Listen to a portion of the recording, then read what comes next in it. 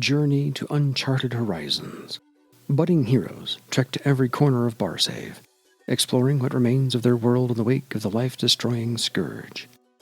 As they search for fortune and battle unspeakable monsters, these fearless adepts record their discoveries, triumphs, and defeats. The journals and letters describing their adventures form the Book of Exploration, an ever-growing record of the current state of Barsave. Assembled and maintained by the Great Library of Thrall, the Book of Exploration offers a wealth of information by posing questions, recounting legends, offering clues to ancient puzzles, describing both unimaginable depravity and selfless sacrifice, and telling the many tales that make up the tapestry of Name-Giver experience.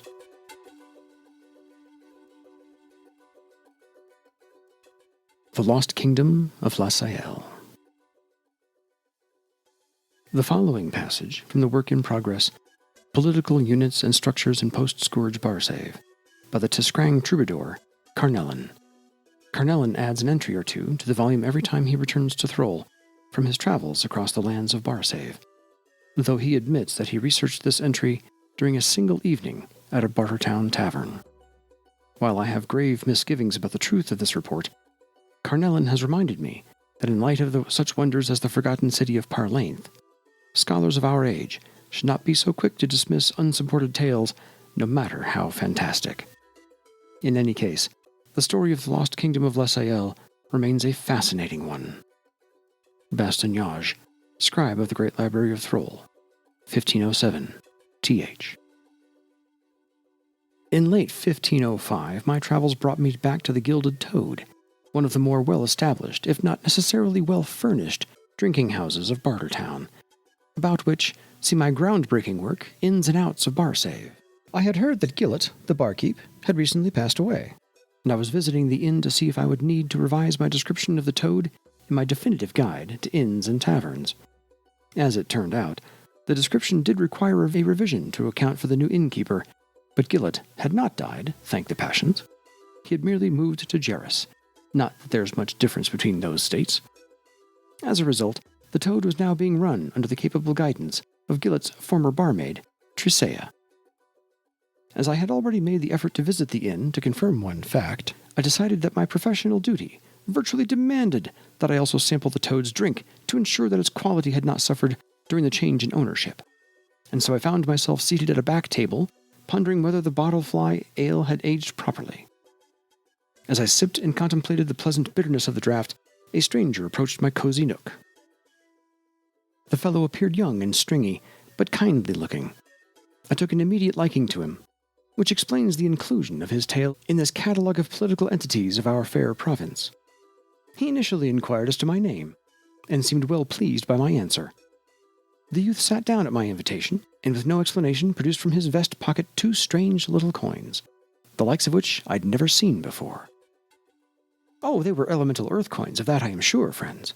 Though I recognized that much, the coins also bore a writing that my well-traveled eyes had never encountered, as well as a rendering of a strange 13-sided tower of some sort on the reverse side.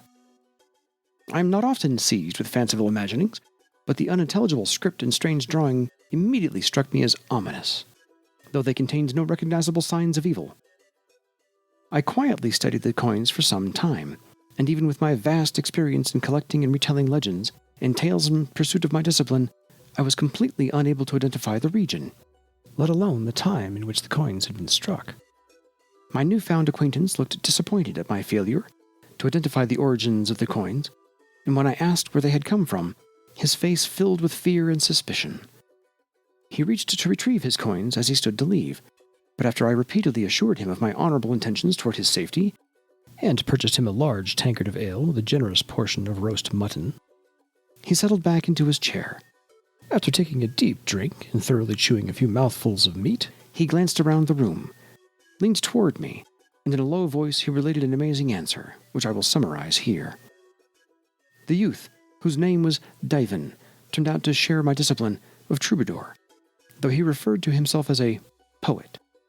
Some months earlier, he had joined with some other adepts to investigate rumors of a giant lizard that had been roaming in the southern reaches of the Thrall Mountains. For weeks, the expedition trekked through the hidden valleys and glens of the mountains, encountering scattered settlements of name-givers along the way. Soon, the rainy season began, spawning fierce rainstorms and fogs that prevented the party from seeing anything beyond the ground immediately beneath their feet. Eventually, they found themselves in a wild, forgotten place, uninhabited by name-givers for centuries.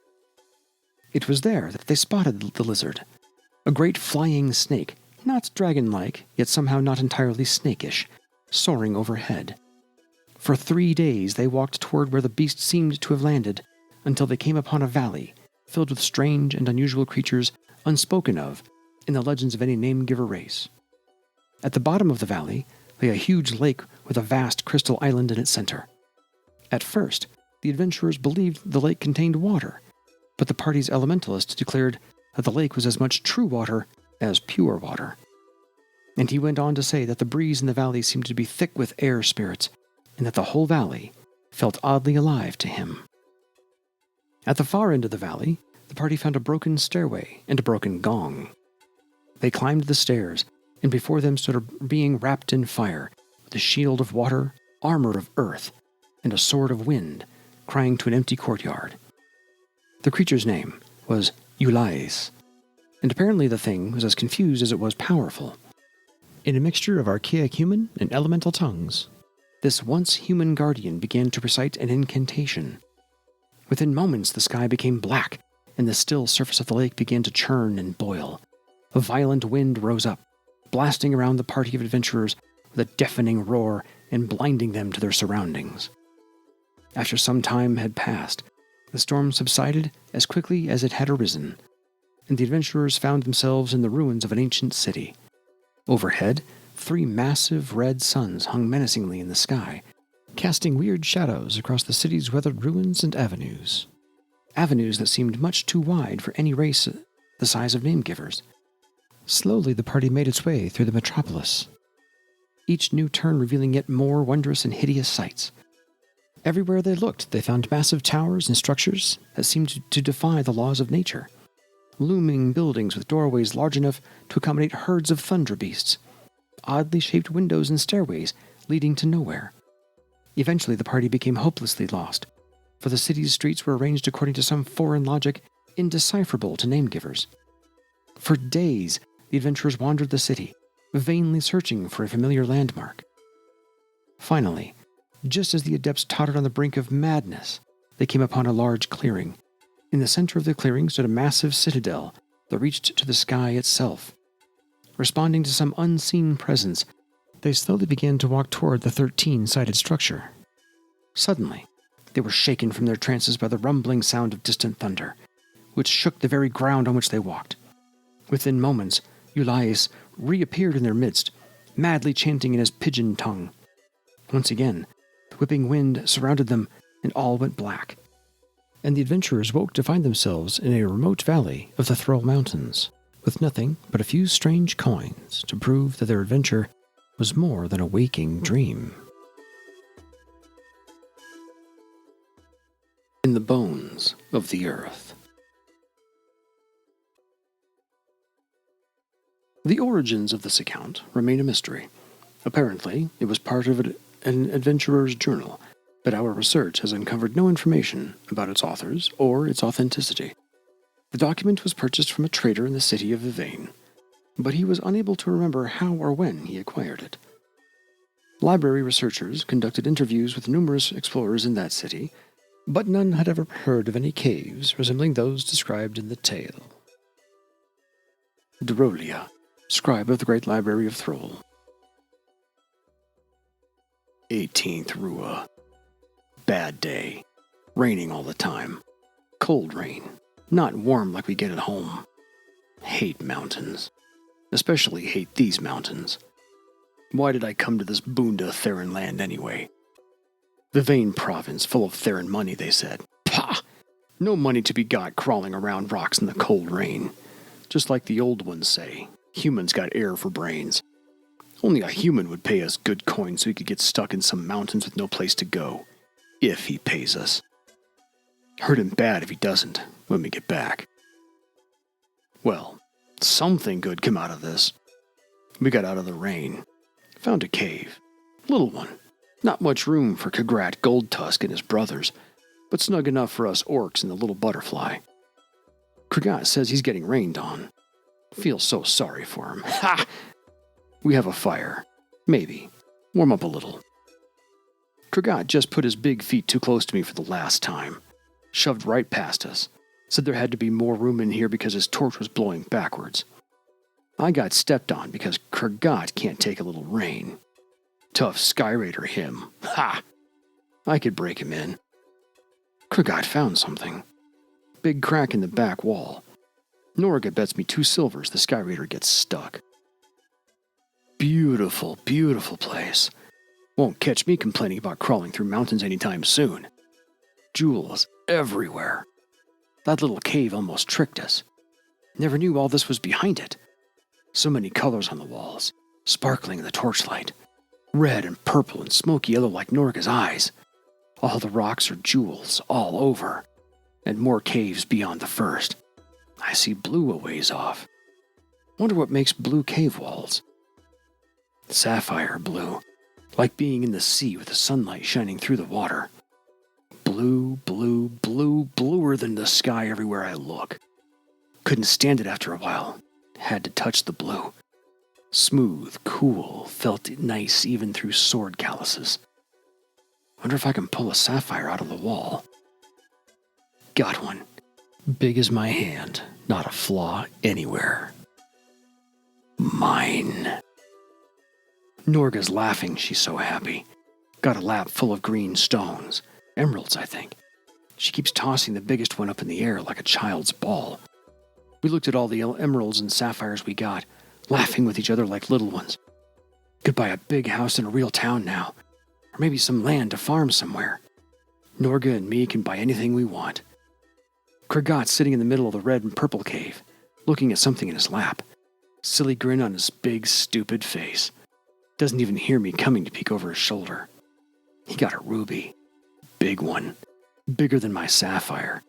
Big as his 2 hands together almost. But my stones are prettier. He can have his ruby, color of blood. I get tired of blood sometimes. Water's better. Why should Kragat have a jewel bigger than mine? 20th Rua. Kragat's 2 brothers cut each other over a handful of amethysts. Trolls got no brains. Pretty purple stones, but not worth shedding kin blood over. Never thought I'd see them come to blows over anything. Grogluck's the worst of them. I picked up one of his purples just to look at it, and he screamed, "Thief!" Then Kragat put a hand on his knife hilt, so I dropped the stone and went back to Norga. No sense fighting over one little stone. But that ruby, now. No, I'm thinking crazy. Can't call ourselves the 6 Swords anymore.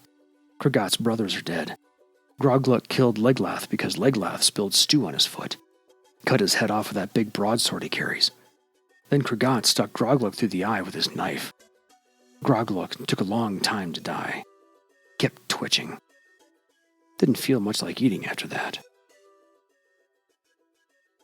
23rd Rua, 1502 TH. Norga writes this because Gorat is dead. So is Kragat. They killed each other. Little Hegra, the Windling, flew too close to Kragat's ruby, so he swung his sword at her and cut her clean in half. Then Gorat attacked Kragat, shouting, "Murderer! Murderer!"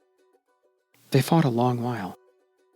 Gorat swore he'd take the ruby as Hegra's blood price. We were the closest kin she had, and Kragat owed somebody something for her death. That about made Kragat crazy. He yelled and struck out.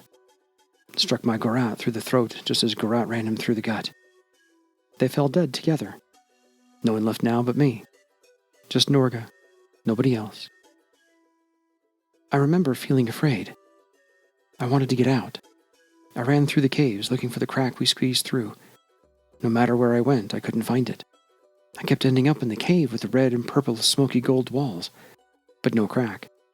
No way out. After a while, I felt too dizzy to try anymore. I'm not frightened now. The ruby makes me happy. Kragat's ruby. My ruby. All mine now. So perfect. So lovely. It's more beautiful than any other stone in all these caves. The emeralds I loved so much look like cheap green glass next to this ruby. When I look at it, I feel calm. I feel peace. I can't remember the last time I felt peace. You don't get peace in a life like mine. I wish I could share this with Gorat. I miss him. Only a little, though. The ruby takes away all the rest of the pain. It's talking to me, I know it. I wish I could understand what it's saying. Peace and calmness and quiet, something like that. And understanding. Yes, that's it. If I sit quiet and calm and still, if I think of nothing but peace, I'll understand. I'll understand what it's saying, why this happened, why I'm here. Everything. I will sit and wait. I will be calm and quiet.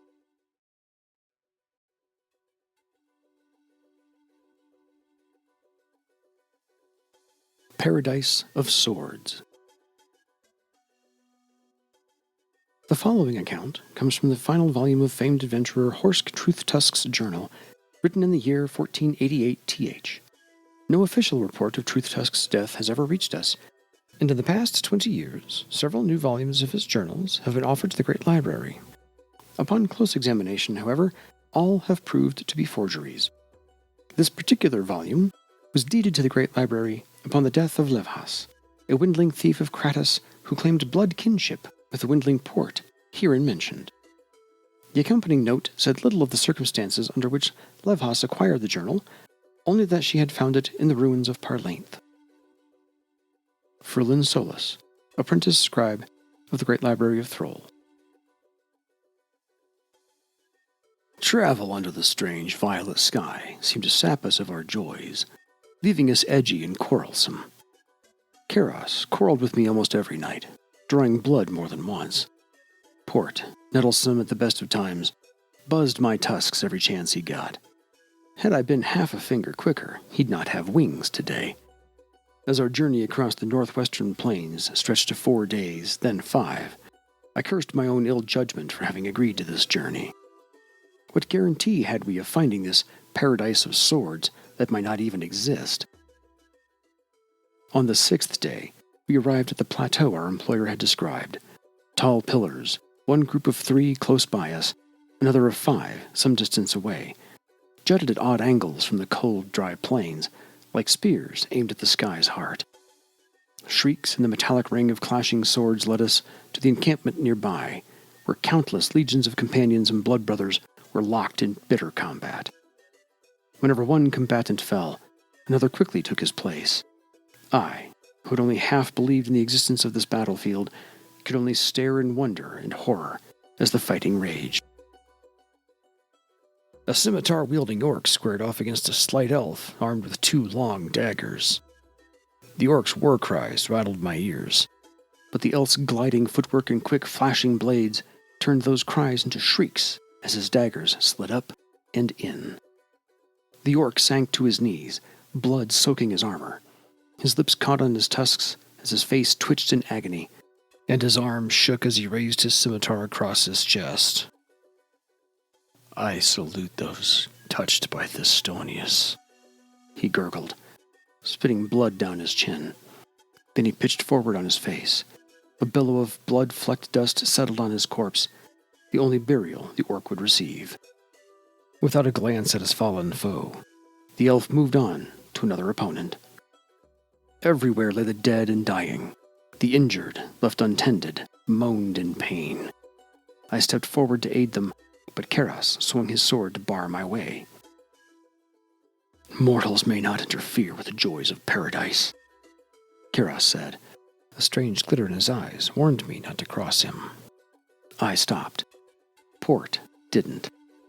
He spat on our companion's sword, then looped over and out of Keros's reach. As he flew toward the nearest living body, a dwarf with a right thigh so deeply gashed that white bone showed through, Keros shouted after him. His furious cry cut through the din of battle. Combatants all around the wounded dwarf lowered their weapons and looked at Port. A howl arose from the throat of every warrior standing on that plain. Then they rushed the windling as one. Port nimbly dodged the first few blows, but well-aimed stones and arrows downed him before he could get far. The crowd kicked and swatted at him, then abruptly turned away. I went to him, and this time Keros raised no sword to stop me. Port lay in an unconscious heap of bent limbs and torn wings. I hesitated a moment before carrying the little fellow away, but none of the fighters so much as glanced at me. Karis gave Port a pitying look. "His heart has not accepted the gifts of Thistonius," he said. "Perhaps getting stomped on by a howling mob inhibits one's acceptance of such a gift," I said. Karis merely shrugged his broad shoulders and sat down to watch the fighting, now and again cheering a well-placed blow. Port's breathing was shallow and irregular. I dressed his wounds as best I could, though my fingers seemed too slow and thick to tend his small body. Earlier that day, I had dreamed of a chance to throttle the annoying little thief. Now he seemed the only other sane person on this plane. If he died, I would be alone amid a desolation of madmen. I used poultices, potions, and what meager skill I had to keep Port among the living. As the sun set, Port sank into a fever. I left him wrapped in one of my shirts by our campfire and joined Karis in watching the ongoing battle. Victorious warriors strode across the plain, making rough jokes and drinking mead. Some stopped long enough to give a sip to the wounded, then poured mead over them. Others poured flasks over the dead. Then they dragged dead and wounded alike to a circle within 5 pairs of pillars. They threw the bodies atop one another in a huge wriggling pile. By each set of pillars, one warrior lit a torch. A great shout arose. "Ignite your hearts!" The warriors threw the torches, which spun end over end into the pile of bodies. The flames caught and grew, leaping ever higher as the shrieks of the injured grew louder. Another group of warriors stepped forward, carrying urns of clay and brass. One after the other, they threw ashes from the urns onto the pyre. I glanced at Karis. The flames from the pyre seemed to disappear in the flat black of his eyes. The stench was unimaginable. My stomach lurched as a few wounded managed to stagger out of the fire. Some collapsed in smoking heaps, the flames that wreathed them guttering into embers. The fires around others grew brighter, blazing blue or white-hot. Those bathed in the hottest flames screamed loudest, but the fire did not consume them. It healed them. When the flames finally died, those few stood alive and whole, though their bodies bore countless scars. The watching warriors carefully swept up the ashes of the others into the waiting urns. Karis watched all this as if enchanted. The rapt look on his face chilled me. "Brave Karis, sword arm of the Scavian waters," I began. "Save your flattery. Speak plainly," Karis snapped. He looked angry, his right fist clenched and unclenched above the pommel of his sword.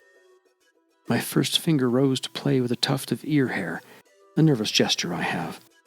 Fortunately, Port was not conscious to tease me about it. My first gray hairs appeared last rainy season, a sign of age I did not want to admit. But as I looked at the warriors around me, at the violence smoldering in Karis's eyes, I wanted nothing more than time enough to see my tufts turn entirely gray. Framing my next question properly would go a long way toward allowing me to see old age. "Karis, those who accept this paradise, are there legends about what baleful forces can induce them to leave?" I said. Karis grunted twice, then once more softly. "When the pillars break and the skies crack, those who battle in the world beyond sometimes forget the paradise Thistonius bestowed upon them." He sounded bored, his words merely a recitation of an old legend with little meaning for him, but they fanned hope in me. I turned away from Karis, thinking hard. A shrill battle cry startled me. Karis had accepted the paradise of swords with a savage blow to the side of the dagger-wielding elf's head. Now I had 2 companions to rescue, one from death, the other from madness. 2 more days I spent on the plain, tending to Port and trying to ignore the ceaseless slaughter all around me. But the 3rd day the windling had improved enough to travel. On the 4th day, 2 pillars of a blue stone brighter than the Eris Sea in summer began to shriek and crack. Between the pillars, night ripped through the violet sky, accompanied by a bloated, many-faced form. The warriors of Thistonius howled in sympathy with the pillars, rushing to attack the monster. clearly visible amid the swirl of weapons, blood, and ichor, lay an open path to the netherworlds.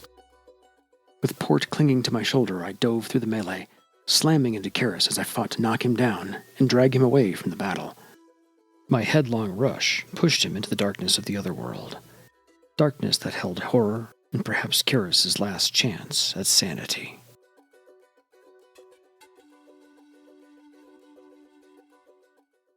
Chamber of the Ages. This account of the fate of the dwarf Darren Alstruff and his team of explorers comes from the dwarf troubadour Alief. Alief claims to have heard the story from Ferris Penn, a companion of Darren Alstruff and a member of the team of explorers who set out with him in the year 1490 TH to search in the Skull Mountains for the legendary Valley of the Elders, the seat of Obsidian culture.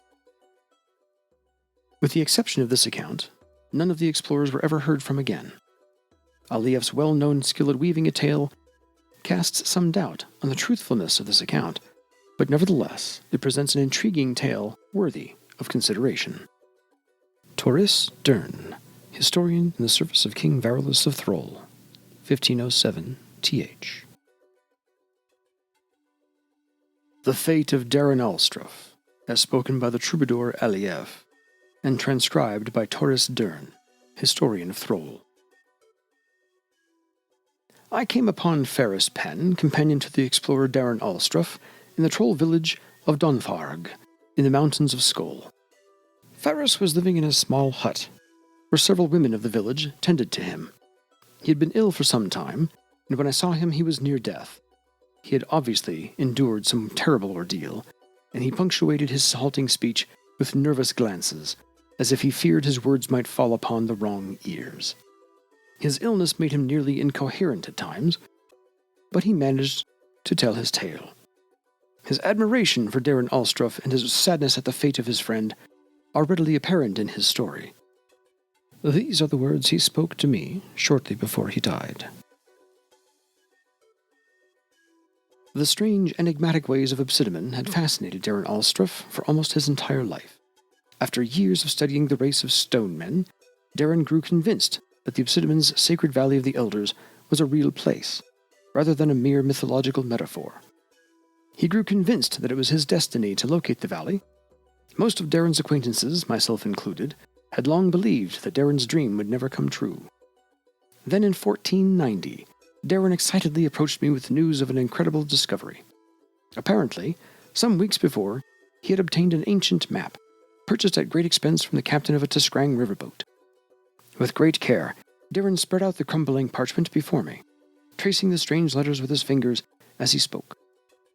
In hushed tones, he said that the map revealed the location of the Chamber of the Ages, a place of great power according to Obsidian legends. No reputable scholars truly believed the place existed, and Darren admitted that he had shared those sentiments until he saw the map. The chamber, he went on to explain, was traditionally regarded as the resting place of the tablets of Kra-Thar, a number of stone tablets created by Obsidian when the world was still young. According to legend, the tablets showed the locations of precious minerals, such as orichalcum, as well as the Valley of the Elders, and so it was that in 1491, the great Darren Alstruff led an expedition into the Skull Mountains to find the fabled Chamber of the Ages. We followed the map deep into the mountains, and only a few days into our journey a strange mist formed around us. It clung to our group for weeks, until it seemed we would never be free of its smothering grasp. Then, as abruptly as it had formed, the mist parted and we faced a breathtaking sight. We had been traveling downward for some time, and now found ourselves at the bottom of a deep ravine. Opposite us, through a grove of pine trees, stood an awesome statue, at least 40 feet tall, of a robed Obsidian. His dour face looked scornfully down upon us as we approached through the trees. Darren was giddy with excitement. We had found the entrance to the Chamber of the Ages. The chamber was sealed with a huge stone slab, covered in magical carvings and runes. The stone looked incredibly ancient, and a huge fissure ran through it, as though some powerful force had attempted to break it apart. I despaired at our chances of ever entering the chamber, but Darren never hesitated. Producing the map from his pack, he proceeded to perform an elaborate ritual of gestures, then placed his hands upon the runes of the door. After several minutes, he stepped back, and the stone slab crumbled before our very eyes. Awestruck, we followed Darren into the chamber. We walked down a long, dark passageway. As we walked, it grew incredibly hot, and we emerged into an immense circular chamber, surrounded by a meager walkway. Steam rose from below us, and we looked down to see molten rock bubbling at the bottom of the chamber. Huge statues of the Passions, sculpted in the forms of obsidian, lined the chamber walls. The grim ancient faces of Corollas, Ragok, and Upandal looked down upon us from high above. The walls glittered with precious gems, and the place was lit by a strange, glowing orb suspended high above us. In the center of the chamber, more than 100 feet away, a large circular platform rose up from the lava far below. On the platform stood a stone table, on which rested a number of stone tablets, which Darren identified as the tablets of Crethar. Next to the tablets, however, we spied a sight more startling than any we had yet encountered. An ancient, slumped figure bound to a pillar at the center of the platform. It was an obsidian, clothed in dark purple robes, his features as black as the heart of any horror. Gasped at the sight, but Darren, his eyes wide with wonder, called out to the guardian. The obsidian raised his head and looked at us with burning red eyes. He said nothing, but grimaced with concentration. His form shook with the effort of his thoughts, and suddenly a bridge of stone formed at Darren's feet, reaching out to the platform. Darren stepped onto it without hesitation. We followed our friend across the bridge. Upon reaching the platform, Darren walked straight to the obsidian, while the rest of us hurried to the tablets, eagerly anticipating the secrets they might reveal to us. To my disappointment, the tablets were covered in the same strange letters as the map. I could not decipher them. Frustrated, I turned to Darren, but his attention was focused on the coal-black visage of the obsidian. "Who are you?" he asked. "I am Ja K. Rick, guardian of the Chamber of the Ages," replied the obsidian. "Why are you bound?" asked Darren. "My shackles ensure my loyalty to my task. I am bound to ensure that I guard the chamber and the tablets of Crethar. I have performed my duty faithfully over the centuries, but now I grow weary. Release me, I beseech you. Grant me my freedom, and I will give you the secrets of the tablets, for I crave to see the light of day once again. I beg of you, merciful name-givers, that you be, in that name of the Passions, use your sword and smash my bonds, for an oath prevents me from freeing myself." The obsidian looked pleadingly at Darren and held forth his bound hands. Darren hesitated for only a moment, then stepped forward. With one blow of his sword, he destroyed the bonds that held Ja K. Rick. At that, the obsidian rose up, seeming to grow before our very eyes. He no longer appeared a desperate ancient figure. He radiated power. His eyes glowed hot with hatred. His deep, powerful voice boomed, and his hideous laughter echoed through the chamber. Fear clutched my heart, and I stood frozen as Ja K. Rick struck Darren Alstruff with the back of his hand and sent my friend reeling and screaming over the edge of the platform. Panic struck me, and I bolted to the bridge, shamefully fleeing for my life. I heard the screams of the others, but I never looked back. Behind me, Ja K. Rick's laughter echoed, mocking my cowardice.